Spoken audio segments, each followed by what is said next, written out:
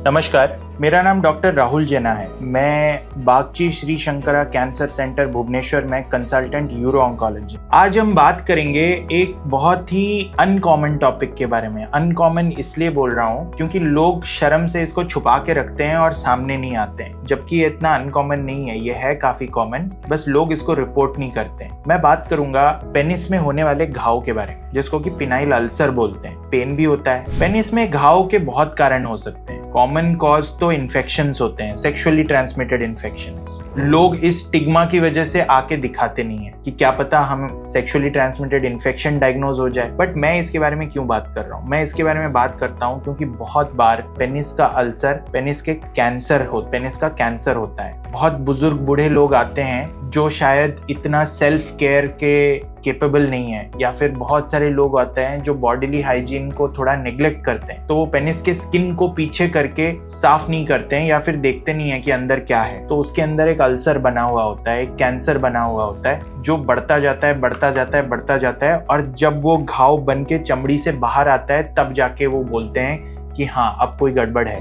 दर्द होता है, उसमें से डिस्चार्ज आता है, पानी निकलता है, पस निकलता है। इस स्टेज में भी बहुत सारे लोग आते नहीं हैं। जब तक स्प्रेड नहीं हो जाता है तब तक नहीं आते हैं। जो लोग डायबिटिक्स हैं, स्पेशली बहुत दिनों से डायबिटिक्स हैं, उनको एक कंडीशन होती है जिसको बोलते हैं बैलेनोपोस्थाइटिस। इसका मतलब है आपके पेनिस का जो अगला हिस्सा होता है, जो बल्ब की तरह होता है, उसके और उसके स्किन के बीच में बार बार इन्फेक्शन होता है। और ये बार बार होते होते आगे जाके एक टाइम आता है जब वो स्किन उस बल्ब के ऊपर चिपक जाता है, पीछे नहीं जाता है। मरीज सोचता है ये तो नॉर्मल है, पीछे करने की कोशिश भी नहीं करता है, और उसके अंदर एक अल्सर बनता है या पेनिस का कैंसर कभी कभी ग्रो करता है, जो कि छुपा रहता है। तब तक छुपा रहता है जब तक कि वो वहां से स्प्रेड ना हो जाए। डिस्चार्ज होता है, फाउल स्मेलिंग पस वाला डिस्चार्ज भी आता है। हमारा इंडियन सिस्टम ऐसा है कि लोग जनरली अपने जेनिटेलिया के रिलेटेड प्रॉब्लम्स के बारे में अपने घर वालों से, अपने दोस्तों से शर्म के मारे बात नहीं कर पाते हैं। लेकिन इसी से ही हमारे देश में पेनिस कैंसर के मॉर्बिडिटी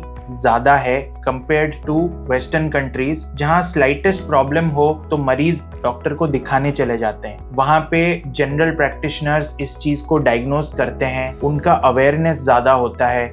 वहाँ स्पेशली सेक्सुअल हेल्थ क्लिनिक्स होते हैं, जहाँ कॉन्फिडेंस में बिना किसी एक्सपोजर का एक आदमी जाके अपने प्रॉब्लम्स के बारे में बात कर सके। इसीलिए ये अवेयर होना बहुत जरूरी है कि कब आपको डॉक्टर के पास आना है और दिखाना है। कभी कभार पिनाइल कैंसर जो है वो अल्सर नहीं बनाता है, बस एक थिकनिंग जैसे होती है, एक बड़ा सा लंप बन जाता है पेनिस में। उसको भी मैंने देखा हुआ है, बहुत बार लोग इग्नोर किए हुए हैं। कभी कभार पेनिस कैंसर स्प्रेड करके आपके थाइज में, जांघों में जो लिम्फ नोड्स होता है वहां चला जाता है। वहां बड़े बड़े लिम्फ नोड्स आते हैं, जिसको इंग्वाइनल लिम्फ नोड्स बोलते हैं। ये चीज भी इग्नोर होता है। और ये सिर्फ पेशेंट इग्नोर नहीं करता है, जो लोकली वो डॉक्टर्स को दिखाते हैं वो लोग इसको इन्फेक्शन सोच के एंटीबायोटिक्स देते हैं, पेन किलर्स देते हैं, एंटी इन्फ्लामेटरी देते हैं। बहुत बार उसको टीबी की दवाइयां भी खिला देते हैं। जरूरी नहीं है कि हर पेनिस का घाव या अल्सर या पेन कैंसर हो, जरूरी नहीं है हर इंग्वाइनल लिम्फ नोड कैंसर हो, लेकिन